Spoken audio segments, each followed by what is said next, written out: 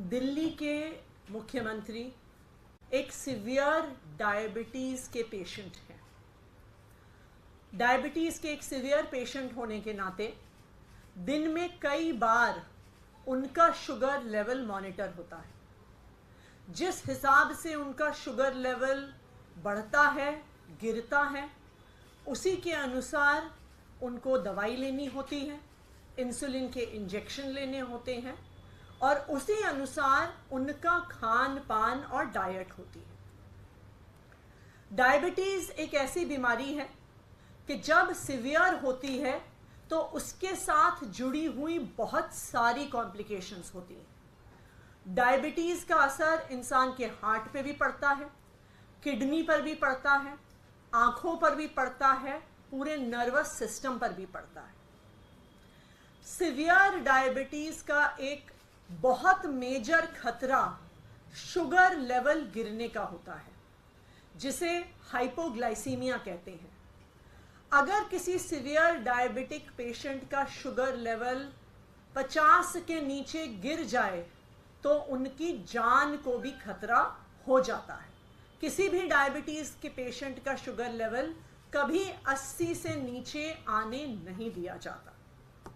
तो अरविंद केजरीवाल ऐसी severe diabetes के पेशेंट हैं, लेकिन इस डायबिटीज़ के बावजूद भी, इतनी बीमारी के बावजूद भी आज तक अरविंद केजरीवाल जी ने अपनी डायबिटीज़ को, अपने स्वास्थ्य को, अपनी देश के सेवा में कभी अड़चन नहीं डालने दी है। चाहे अनशन पे बैठना हो, एक बारी वो सुंदर नगरी में अनशन पे बैठे, एक बार जंतर मंतर पे अनशन पे बैठे, वो दिन रात दिल्ली वालों के हित में सुबह से लेके रात तक काम करते हैं। देश के अलग अलग हिस्सों में जाते हैं, अपने स्वास्थ्य को ध्यान ना रखते हुए भी अपनी वो देश की सेवा में कभी भी उन्होंने आज तक स्वास्थ्य को अड़चन नहीं बनने दिया है। लेकिन जब से अरविंद केजरीवाल जी को भारतीय जनता पार्टी शासित केंद्र सरकार ने गिरफ्तार किया है, उनके स्वास्थ्य पर एक जबरदस्त खतरा मंडरा रहा है। जब वो ईडी की कस्टडी में थे तो 3 बार उनका शुगर लेवल गिरा। एक बार उनका शुगर लेवल 46 तक पहुंच गया, जो किसी भी व्यक्ति के लिए जानलेवा साबित हो सकता है।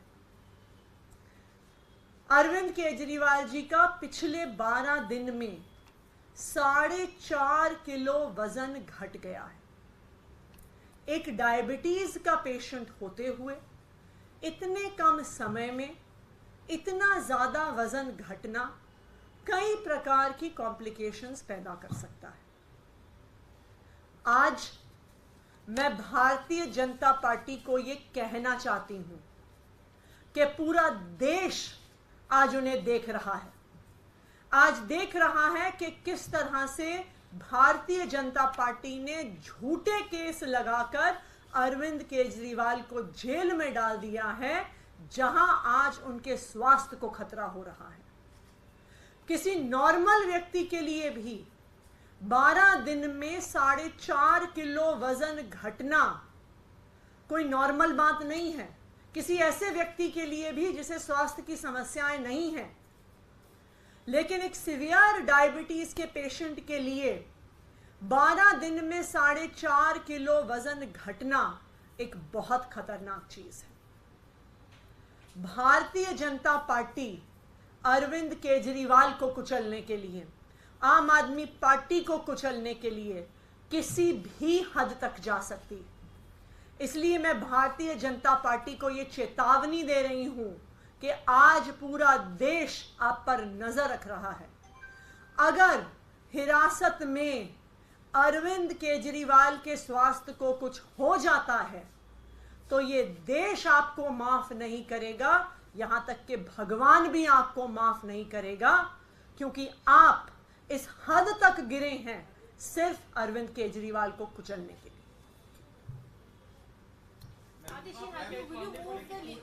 Will your legal team move the courts for Arvind Kejriwal Kejriwal's personal doctors to be attending to him?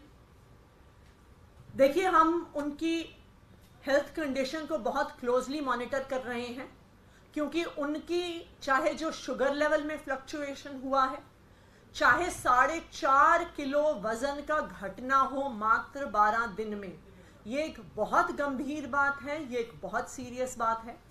तो जैसी भी ज़रूरत होगी लीगल रेमेडीज़ की, बहुत जल्दी हम लेंगे। मैम, इस पर तिहाड़ प्रशासन का भी प्रश्न आया। उन्होंने कहा है कि वो बिल्कुल ठीक है और चिंता की कोई बात नहीं है। एक और बात उन्होंने आगे ऐड की, वो उनका वजन 55 किलो था, 55 किलो ही है, शुगर 170 है रैंडम लेवल, और उन्होंने योगा भी किया, सुबह उठकर वॉक भी किया। ये उनकी तरफ से कहा।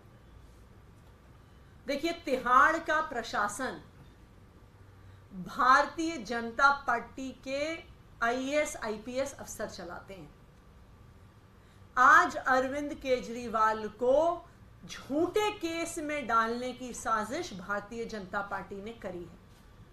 ये जानते हुए करी है कि अरविंद केजरीवाल को सीवियर डायबिटीज है। ईडी ने क्यों मांगी जुडिशियल कस्टडी अरविंद केजरीवाल की? जब उनको गिरफ्तार किया था तो ईडी ने कहा था कि वह पूछताछ करने के लिए गिरफ्तार कर रहे हैं।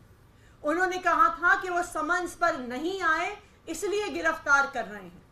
लेकिन पूछताछ खत्म होने के बाद जुडिशियल कस्टडी मांगने का क्या कारण है?